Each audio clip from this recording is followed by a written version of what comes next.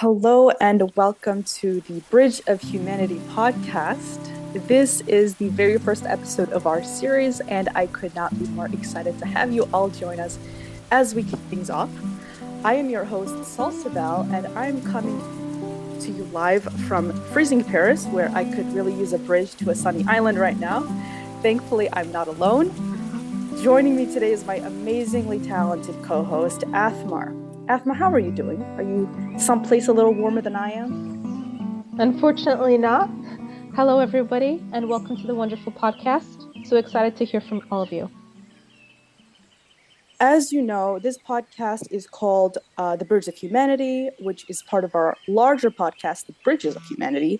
And I think that name really says it all. It's about the bridges that connect us, the stories, experiences, and shared humanity that tie us together, no matter where we are in the world. We may be scattered across different continents, but one of the most meaningful bridges we share is the IHF, the International Humanity Foundation. So today we are joined by two incredible guests, Darice and Kasses, who are at Center Volunteers in Kenya. It's absolutely amazing. They've been doing some truly remarkable work on the ground, and I'm so excited to dive into their stories. Before we get started, just let's check in. Darice, Cassis, how are you guys doing? How are you both feeling today? We are doing great. We are doing great. Hi, Sasybyl. Hi, Athma. Hi, Anikeme. Hi, Kasses. We are good. Thank you for asking. That's spectacular. That's really great to hear. Well, we've got so much to talk about today, so let's not waste another moment. All right, both of you, now that you were settled in, I would first like to introduce you guys to the listener of this podcast. Introduce yourselves a bit. What path led you to the International Humanity Foundation? Perhaps how did you first hear about IHF, and what inspired you to get involved? Okay, thank you so much. Avivad, my name is Kasses from IHF at Kenya Center.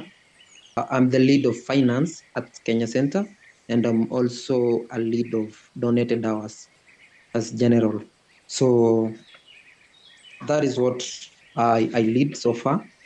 And how I heard of Kenya Center, for me, I didn't apply. I was one of the child that was brought up through the system of IHF since I was young until now. So yes, that is it. Thank you so much. Oh, that's so fascinating. Thank you so much, Cassis. And we'll get into that a bit further as well later on, more about your story and what how IHF changed you and impacted your life and your choices. How about you, Darice? How did you find out about IHF? You are from Nigeria, I believe, originally. What led you to decide to go to the At Center location in Kenya? Okay, my name is Darice again. I lead the newsletter team, the social media team, the write and edit team, and over here I am the media contact person. That means that anything that people, I'm in charge of telling the story of the Nakuru Center to the world. And what led me to IHF was, I'm gonna answer that first.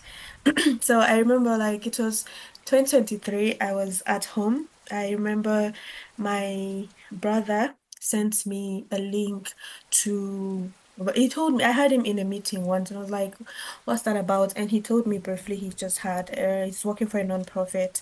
And he was like, if I'm interested, I should apply. And he sent me the link and I was a bit busy that time, so I applied. I applied for it and I got interviewed and I got accepted.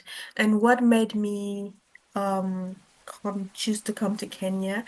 It's a very funny story because I remember one time our CEO Carol was like, "Is there any GLD that should want some GLDs to go to the different centers?" That was like last year. I can't really remember. Let's just assume and say maybe like March or April.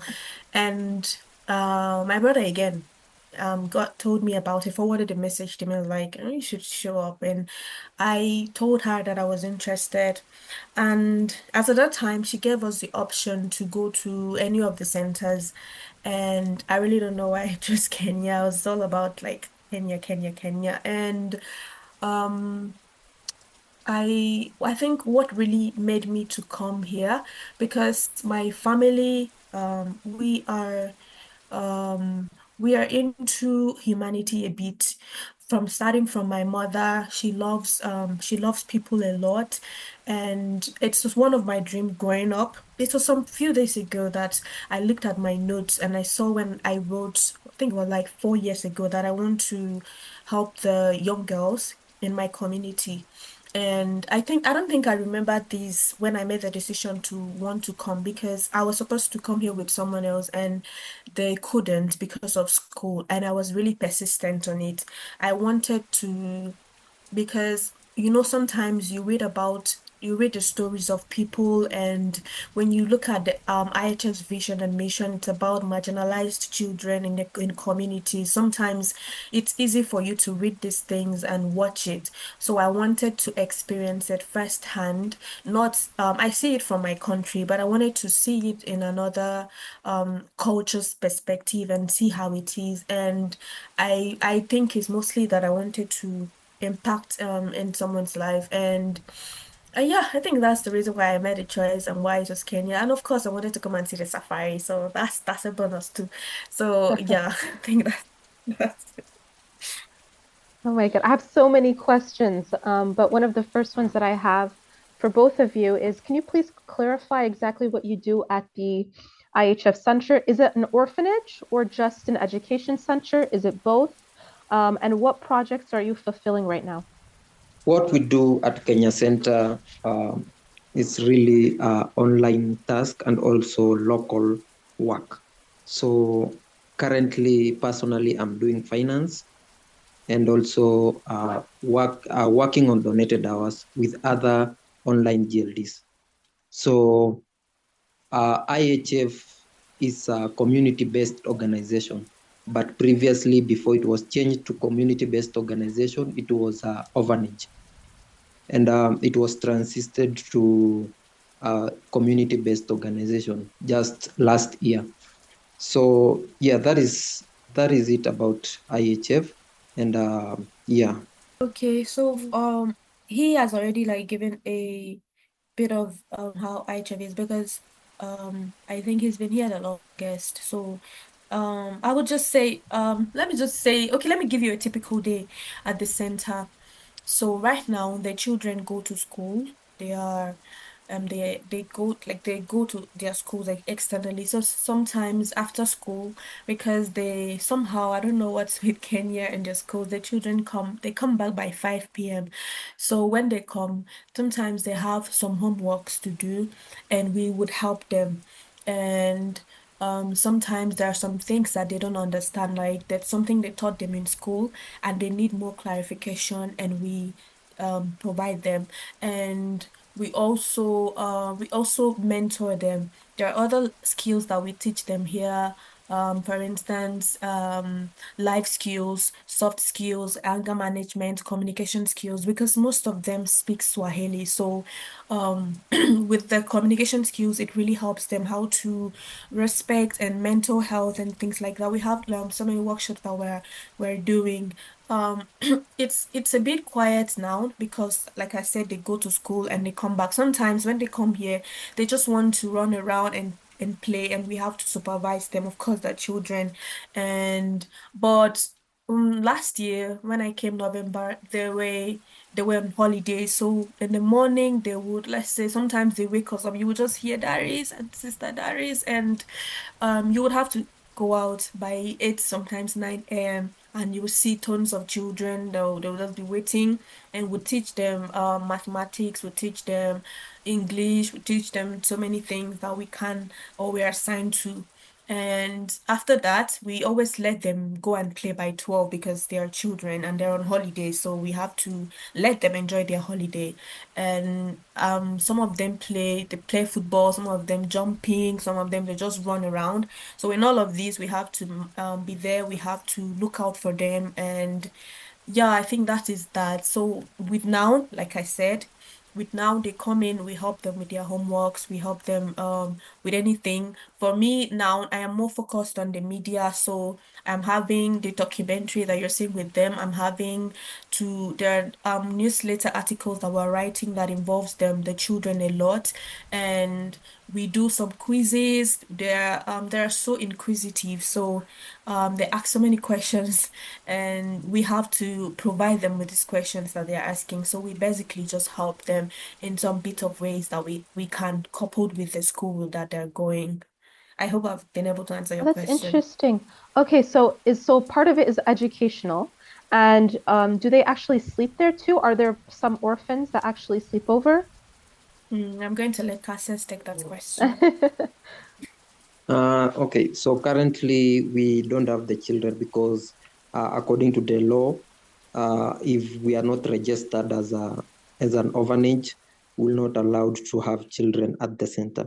So we are working as a community-based organization, and as Darius explained about the children coming here, we help them with the studies, which is which we are doing it currently. So yeah, so far we've not yet have children to be here, which but it might be possible if uh, we get to go to the government and go through the process and make sure that we are allowed to have the children here. So far we are just helping the children where they still at their with their parents. Oh, okay. Thank you for that clarification. And I'm not sure about you, Cases, but even for Darice, I know she's Nigerian and she moved to Kenya. Can you talk about a little bit more of maybe your experiences with culture shocks? I'm not sure if you experienced that moving to Kenya, just maybe for the country or the culture itself, or even just the institution of working at IHF, if there were any cultural shocks. Okay, that's a really interesting question. Of course, yeah, I think there's a bit of culture shock that I realized when I came here. And I've kind of like warmed up to it. I think the first thing was Nigeria is a very hot country and it's something that we're used to. We have air conditioner all the time. And so when I first arrived it was Kigali in Rwanda, I think the first thing that greeted me was the cold. And I was like, okay, this is a bit different, Okay. a bit different from my country, but I like cold, so I didn't really complain. So when I came to the center, I remember when I was in the bus coming here to the center, I was like, it's not even that cold. I didn't realize that the car, they call it matatu. The car that I was in, they had it like everywhere was closed. So I was like, okay, it's not that hot, it's not that cold. It's a bit similar to my country. But when we arrived, in the evening, I wore socks, something that I wouldn't usually do. I had socks, I had sweaters and things like that. It felt like I was in a little like mini London or something. It's my mini. I think I see Nakuru as a mini London in my mind. And aside that the weather, I think it's the food. When I came, I struggled at first to warm up to their food because they don't eat pepper. I don't know whether you know pepper. Like they don't eat spicy food. And in my country it's lots of sweet. We are very spicy, and I struggled so much. And I think another one was I didn't see like my country's food to get since it's something that I've been used to. So I kind of like had to start testing the different dishes to see if I like. And some of them I ate once and was like, nah, I'm not eating again. Some of them I ate and ate again, and now I think I like some of them. I have a favorite. I have two favorite. I like chapati kasses. No, I like chapati and meat, and I like gideri too. And I think that's with the food. Another thing would be with the personalities. Nigerians are mostly very open-minded, like they're very open. You can just look at a Nigerian and see, okay, this person, this is what's happening. But with Kenyans, they are very unpredictable. You can cast us no disrespect. You're very lovely. So, so with them is that they are very closed and conserved. So you have to, it takes work, a bit of work to kind of penetrate into them to get them to open up. Unlike us, that we can just start talking. They don't really start talking. You have to trigger them to talk. But they are, yeah, the country is a bit like maybe very, we are all African, so. It's not really big of a problem, and I don't know, I'm kind of enjoying the experience and taking them one step at a time. So yeah. Cassis, would you like to defend Kenya right now? Or? Yes, this is your chance to defend yourself. Um, I think what she said, I can't complain. She's trying to fit in well, and I can't read ourselves. Maybe that is what how we are. That is how she can explain about it. Because usually, when you want to know yourself, you can ask the person that is new to your home. How is the things that you've been looking to, and maybe she can tell you the truth. So I can't complain with what she said. I'm good with it. And I know for you it's not a culture shock since you're also Kenyan, but I wanted to ask you, what are your first memories of IHF? My first memories are um, with our mommy Carol. At first, we were with our parents, and now we moved to a new home, which is the Kenya Center that is located in Nakuru. And it was kind of a new place, but we adjusted in very well because how we were treated, how we were so happy because we met with another new children that were coming from different places, and we interacted because in Kenya we have um, many tribes. So when we get in together, somebody was speaking a different language because at that time I was only speaking my mother tongue, which was from my mother. So when I came to IHF, we started learning, went to school, we started learning Swahili, the common language in our country. So it was kind of a new thing, but that is what I remember till now. That's absolutely amazing. That's perhaps similarly in the same vein. Uh, has how has working with IHF impacted you? I guess challenged your assumptions or beliefs about nonprofits, about development, giving back. I mean, were there any preconceptions you had before starting that were completely overturned by your experience? I know that Darice, you said that your family or your mother mentioned that she always cared about people. Does that mean that you were always involved in volunteer work? And Cassis, you grew up also with IHF. So has being a volunteer also allowed you to understand better the children? And have you changed your mind on anything regarding IHF, being a child growing up with the association, and now that you are a volunteer and standing on the other side? Okay, let me. So for me, working as a GLD since I grew up at the center and all, I've been always seeing a different kind of people from the international coming to the center. So I really interacted with a lot of people uh, coming from the different countries since I was here, because this center is always working with everybody from the world. So, and they used to come here and do their thing. Maybe some people come to visit and as a tourist, and they stay at the center, and they usually interacted with us. So coming to work as a GLD, it came to open my mind a lot because as I was just studying, I went to my O level of studies, and now I felt like I want to come back and also help where I can. So far, what I can say is At this time, what I can offer is just to volunteer and come and work as a GLD, so that to make the center improve. And just before Darice answers, because I'm very interested in hearing your response as well. But Cassis, just a clarification on that. You spoke about improvement. Um, Going from, I guess, student to teacher in a way, are there certain solutions that you've seen implemented that have had a lasting positive effect, or that stand out as being particularly successful? Yeah. So with the center, if I can share a bit about it, is before we had a lot of children here, and the IHF really improved their life and also their studies, and I hope a lot of them have been successful and they are working out here in Kenya, and some of them working in other countries. So it helped those children at that time, and now all of the children that were here, all of them are finished with their studies, and I think renewing the committals and starting again a new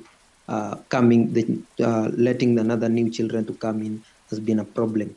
So that is what make the center to change to CBO, which is, I think, it's a really something that I can say it will again work, because we will start a new program that is helping any child when they are with their parents or their relatives. So I think it's a progress, and I hope where we're starting with this new program, it will be more successful than the other one. Thank you so much for sharing. Yes, that's it's wonderful to hear success stories like that. And Darice, just re-asking the question in terms of you have always been inspired to help other people. You spoke a bit about it. Was helping other people, was being a part of a nonprofit everything that you hoped it would be, or were there some unexpected turns? I don't think there is any unexpected turns. I wouldn't like, okay, I wouldn't say fully. I think that I kind of like expected it to be like this. Um, it's a bit, how do I say it?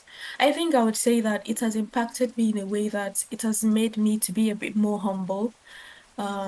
I wouldn't really say that I come from a very privileged family or something, but we had some basic things that we needed. But when you go out and you see what people are like going through, it kind of just makes you take a step back and kind of maybe how do I say it? Mm-hmm. You take a step back and you want to you feel maybe grateful for yourself and you feel the need to want to help. I had a conversation with one of the mothers of the children. The children are very bright, and I saw and felt firsthand what it feels like to be I'm trying to think of an English to use, but I hope you understand what I'm saying. To be someone that, or should I say, needs help or something. I don't want this to be offensive. And it made me want to. I was like, I think I remember a prayer that I made. I was like, God, you have to really spoil me with so much money, not because I want to buy the latest bag. Of course I want to, or something, or the latest gadgets, but because I want to help. I want to Mm-hmm. impacting people's lives. I want that if I live here, like Nakuru, when people hear the name Darius, they don't even need to hear the name. It's just a name that stays in their mind as someone that helped them. So it's more sometimes I feel sober, sometimes I feel excited. But I think right now this is where I was meant to be. And I'm really, really grateful to the CEO, Kara Sasaki, for this opportunity and IHF and to God and my family and to myself because I've also come a long way. But I'm going to try to to make my time here something that when I look back on, I'll be like, okay, I'm proud of myself. I did really well. And there will be other people as well that would be proud of me. So I hope I've answered your question. Yes, you have, and it was beautifully put. Actually, reminded me of, I mean, it's a children's book that we grew up reading that was called The Quilt Maker's Gift, and it was about this unhappy king who loved wealth, and he had so many castles and so much stuff, material wealth, but he was very unhappy, and he wanted this quilt from a wonderfully amazing quilt maker, and she said, "I would only give you this one magnificent quilt if you give away all your possessions." Slowly he does, and the more he gives away his things and talks to people and gives his wealth to the people who need it the most, the more happy he becomes. And so, really, it is a question of true happiness, and I think that's something that you've described to see that we are all in this together. There are issues in the world, and sometimes it makes us very depressed, sad. But seeing people like you who truly want to make a difference in the world, both of you, Cassis and Darice, and my co-hosts, and of course everyone who is involved with the IHF community, it gives us all hope. Um, so thank you for sharing both of your stories. I absolutely agree as well. I think it's interesting that I feel exactly the same way. As soon as you said that, like, you're like, God, give me more money. I was like, I feel the same bond there, where I'm just like, I want more money to help people. I don't care about material wealth. I just pray that I have my health, that I have my family. And I'm so grateful to be blessed every day. And volunteering and being in any way, in my past volunteer experiences, and now even joining the IHF community, it strengthens that bond and strengthens my resolve for that. Thank you, guys. You guys sound very busy, and I know I can understand that sometimes volunteering takes a toll on you, mentally, physically. Um, does it ever feel overwhelming, being at center, constantly working? And if so, how do you keep yourself motivated and focused? How do you ensure that you can rise to the challenge and continue this amazing path that you've led and you continue to be on? Okay, thank you for the question. Um, yeah, of course, with what we are doing here at the Kenya Center, we had a lot to do. So, of course, we are working as the local GLDs and also as the online GLD. And at center, we have to maintain the security. We have to paint the houses that need to be repaired, and we have some tasks to do as a local GLD. And also, we have some online work to do. So sometimes it gets tiring, but remember, we always have children that are coming here, and that's what makes us keep going, and we want to work even more harder so that we can get something and to work with so that we can help the children at the community, because when they share their stories, I remember there was a time I was helping Darius with the media podcast, and some of our child shared our story, and we were all really touched, and yeah, so those are the things that really motivate us to go and to keep working hard. Thank you so much. And yourself, Jerice, what inspires you to continue your work even on maybe even the hardest days? It's almost the same thing as Cassis has said. It's just children. I think it's yesterday night when I was with them and we're practicing. I had some questions for them for newsletter and we're practicing, and they were just hugging me all over me, and I saw them off because it was a bit late. And when I was coming back, I said to my friend I was working with, I was like, "Oh my God, I love these children so much. They make me so happy." Sometimes I can just lie in my room and feel a bit sad, like maybe I miss my family or something, and you will just hear them knock on your door and you see them smiling, hi, and then you go out and spend some time with them and they just start talking all at the same time and you're struggling to listen. Who do I even listen to? And there's something they do before they go, they just give me a really big hug. Like I can hug one of them for maybe 30 seconds or 60 seconds. And that is really, really heartwarming. And I really love them. I love spending time with them and the fact that they also love me too. And over here, like aside the children, the volunteers are really nice.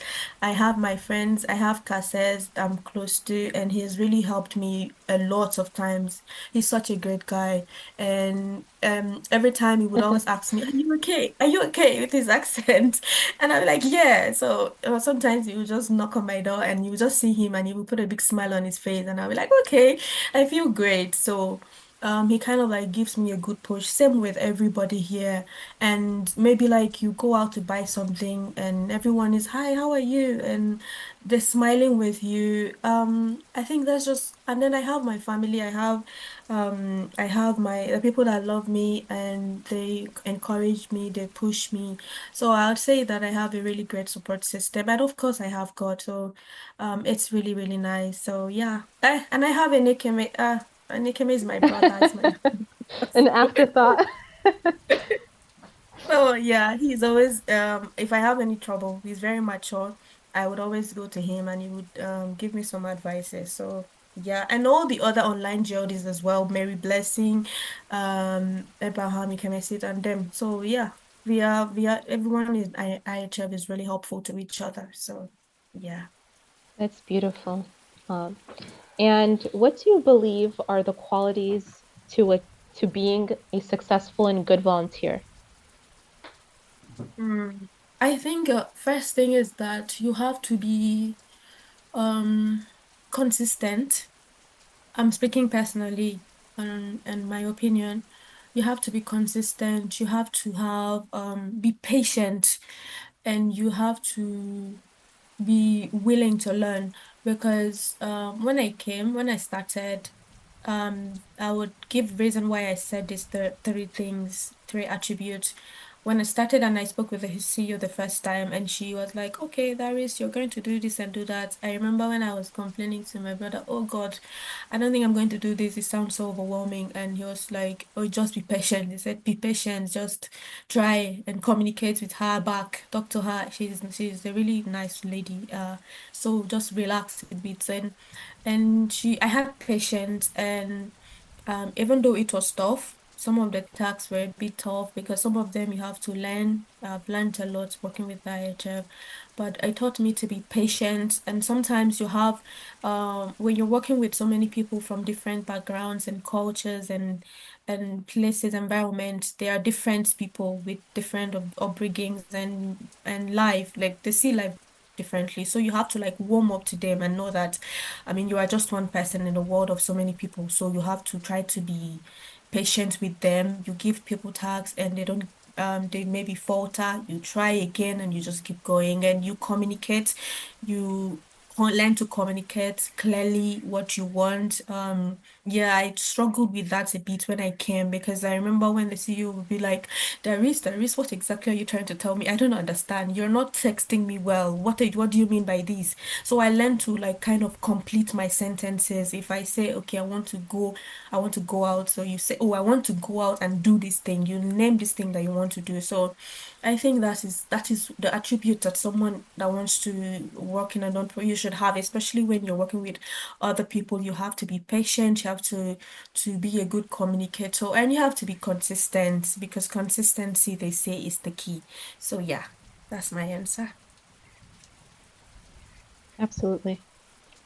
And Cassis? Just to add is with our GLDs, they are all so amazing and they are also understanding.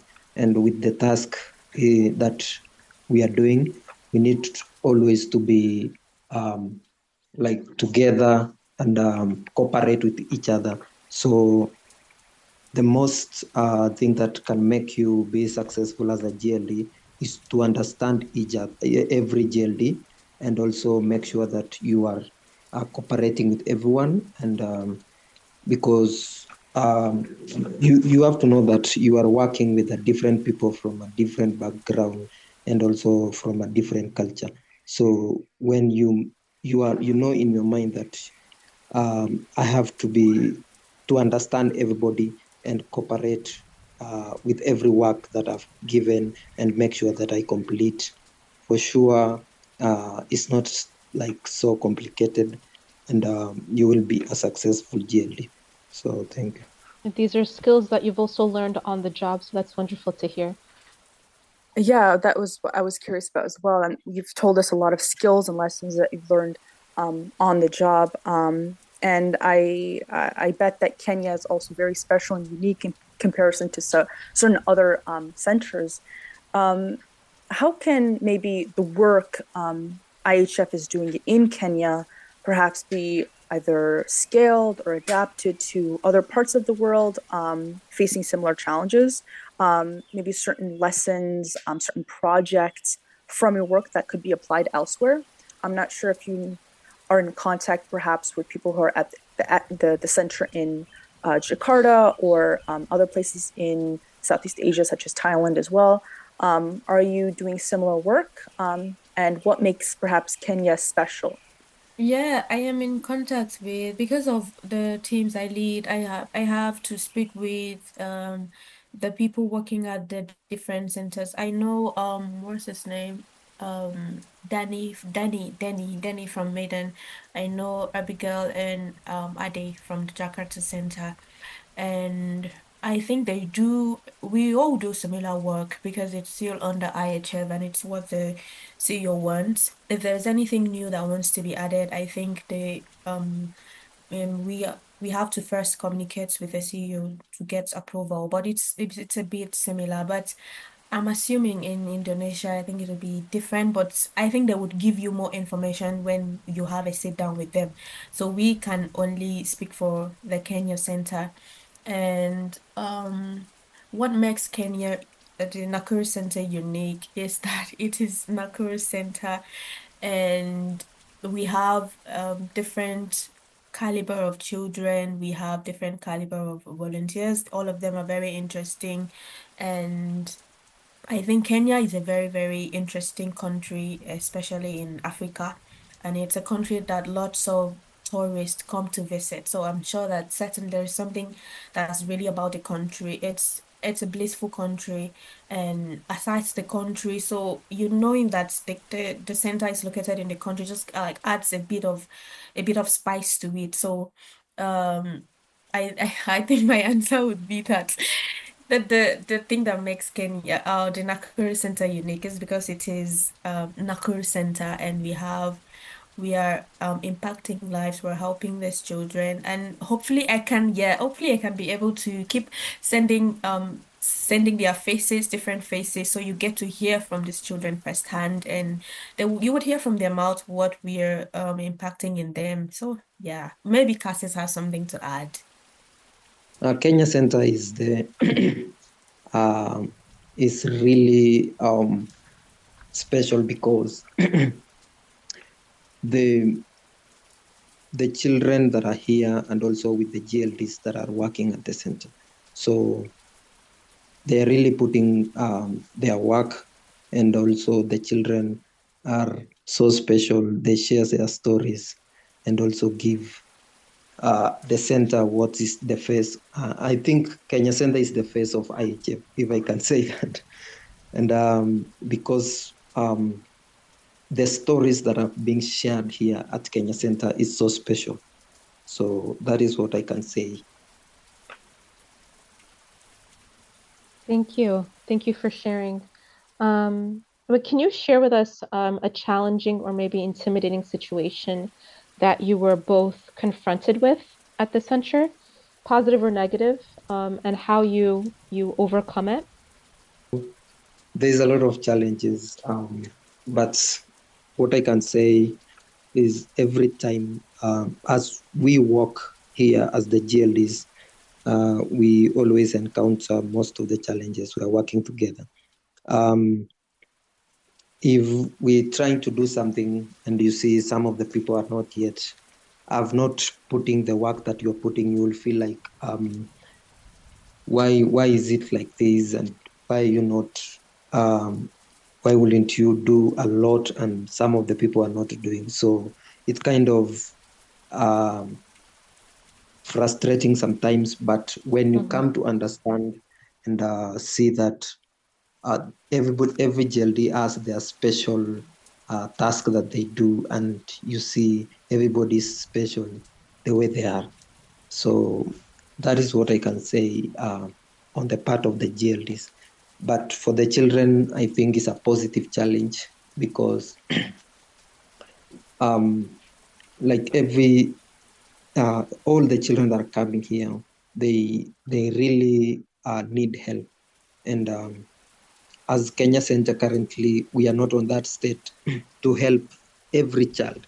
And so sometimes when you see child sharing their stories and you really wanted for them to get that help so fast, but with that process that they need to go through until they get help, it might take longer. But for you feel like this child needs this help so fast. So that is the kind of challenge that I see when it comes to the children.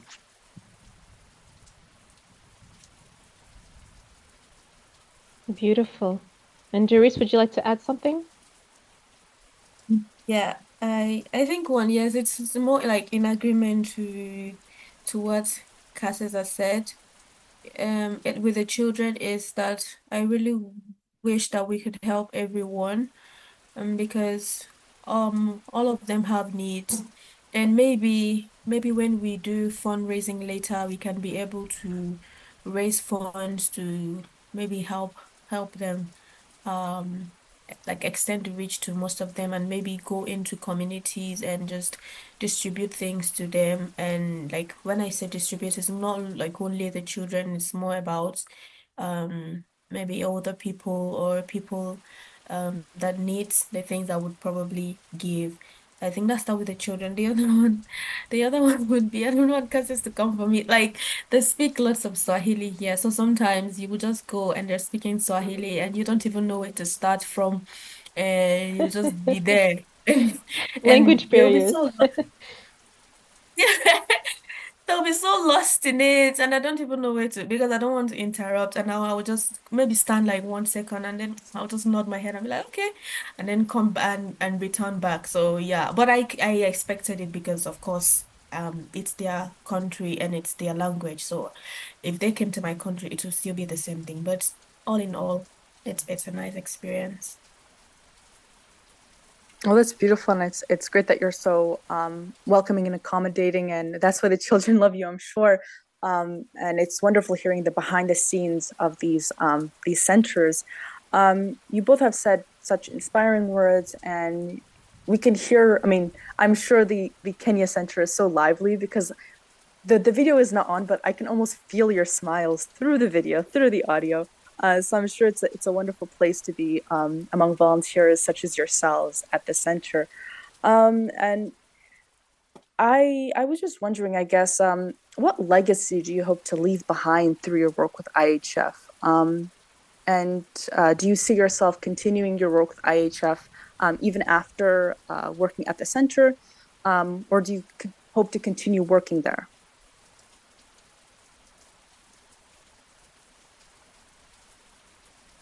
So for now, I am just focused at the center because that is the reason why I came. But maybe later on, I mean, it's life, anything can happen. I would embrace other things. But for now, I'm just focused on helping IHM and the center. So yeah. And yourself, Cassis, do you see what kind of legacy would you hope to leave behind working with IHF, or do you hope to continue working with IHF until, I believe in the email that IHF sent us is that they want volunteers until the age of 90, which really goes to show that IHF really values us as volunteers. So hopefully we can continue being volunteers until the ripe young age of 90. But Cassis, do you see yourself continuing on this path? Okay, so currently, as I've shared, I grew up here, and also I came back to help and to work to get the experience. and other things. So with the IHF, I really want to focus on it and to just really work hard and improve what is needed to be improved. And I will not know, but I hope I will be focusing on it and work on it for that long time that it will be there. So that is my answer. Beautiful. I wanted to ask you guys too, in terms of trying to recruit new volunteers to IHF, how would you encourage people to volunteer, um, especially with IHF? Any ideas? Mm. Yeah, there are like several ways to volunteer that you can volunteer online, like I did. You can volunteer at any of the centers if you're close by. So they really do give lots of options. Like you can see at home volunteer, GLD, even with a GLD, you have different time commitment. So it's I think IHF is very, very flexible with the time and the work that they do and want the volunteers as well to be comfortable. So if they want to donate, oh sorry, not donate, if they want to volunteer, they can just apply and with whatever time system, whether 2 hours a week, 3 hours a week, 4, 5, 6, 7, anyone that works for them, yeah, they're always welcome. There are different types of volunteers and all in all you can learn the same thing. So yes, they're welcome to volunteer at any of the centers and volunteer online. Yeah, very flexible. And Cassis, how would you encourage a future volunteer?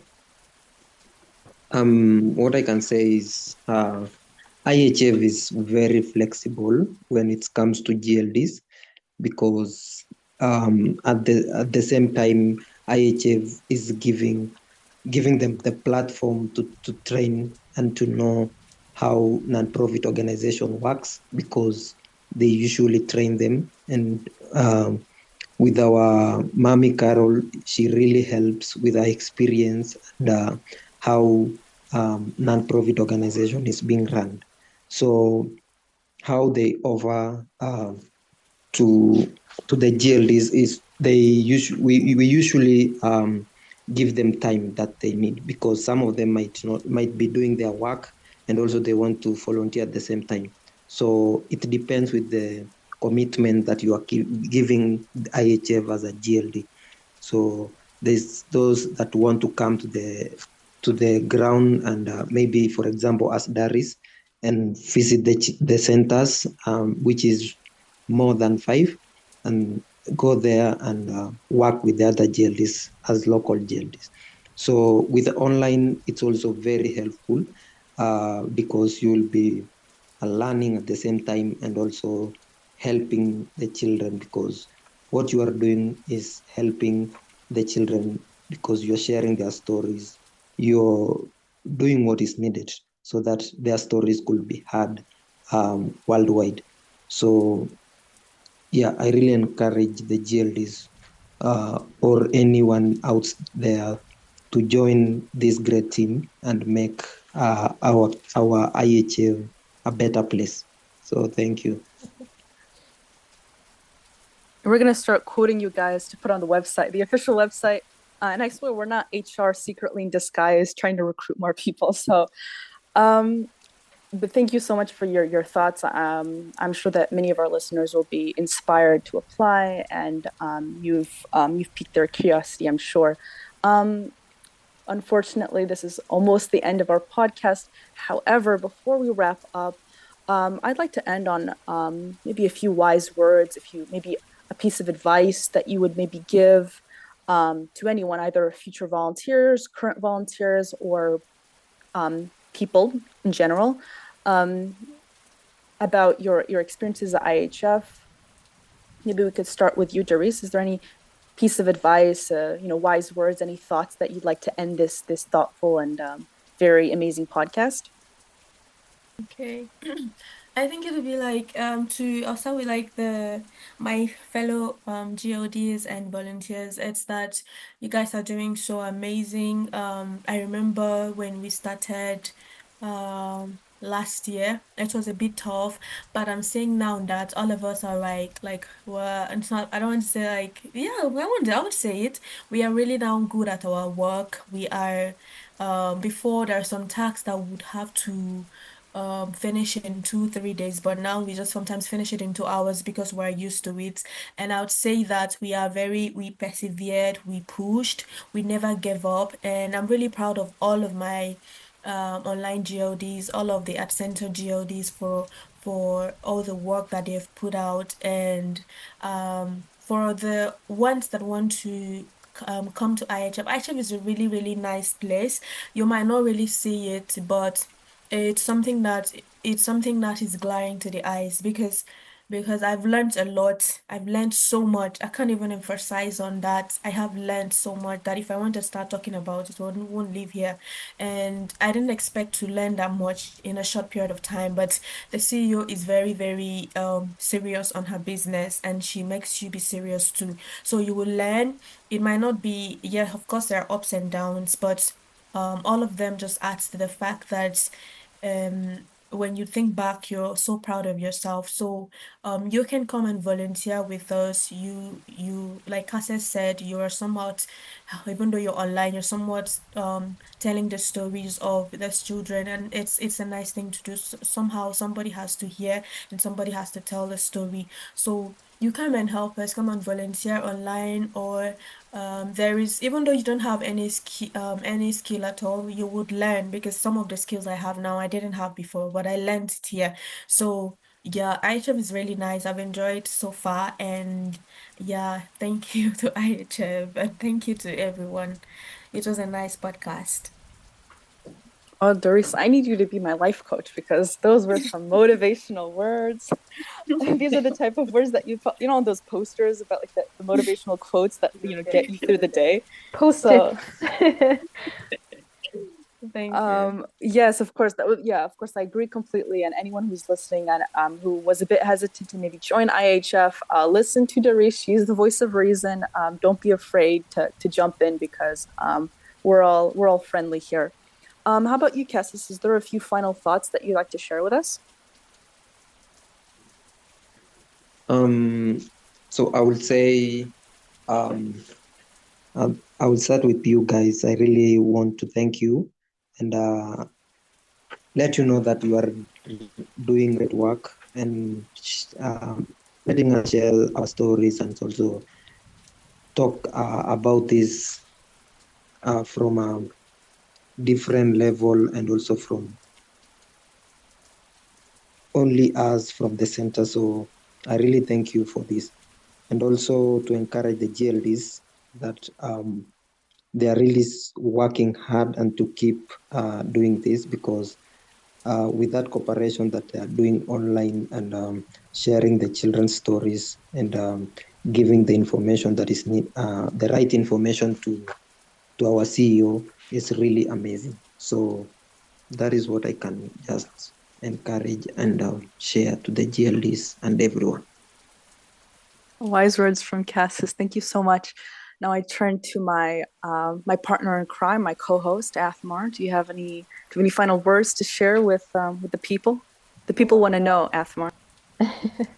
Thank you. Thank you, everyone, for sharing your intimate memories and words and stories. For everyone else, I think life is about creating yourself, not finding yourself. And I think that it's through experience and knowledge and social interactions and love that you can create yourself and your legacy. And I'm just excited to be part of IHF. This is my second week, and I'm hoping to apply to the Jakarta Center and be a new GLD as well. So I'm just excited and grateful for this wonderful opportunity. Thank you so much, Darice and Cassis. You just kind of reaffirmed my my convictions. Yes, and as your host, I will end with a quote about a book that I mentioned earlier, one of my favorite childhood books. When I was a child, I still remember loving this and understanding the importance. So um, it goes, I may look poor, but in truth, my heart is full to bursting, filled with memories of all the happiness I've given and received. I'm the richest man I know, which is from the book, The Quilt Maker's Gift. So this really captures the essence of what it means to give, to connect, to find wealth in the lives that we touch and we change, the work we do and the bridges we cross, and all the stories that we share. So once again, thank you to our incredible guests, Darice and Kasses. Thank you so much for sharing your stories and showing us the true meaning of humanity in action. Thank you to the IHF for creating these opportunities to connect with these amazing people and make a difference. And of course, thank you to all our listeners for tuning in and being a part of this journey. Thank you to my wonderful co-host, Athmar. Until next time, keep building those bridges, keep spreading kindness and filling your hearts with the wealth of giving and connection. This is Sasybyl with my wonderful co-host, Athmar, signing off. See you next time on The Bridge of Humanity.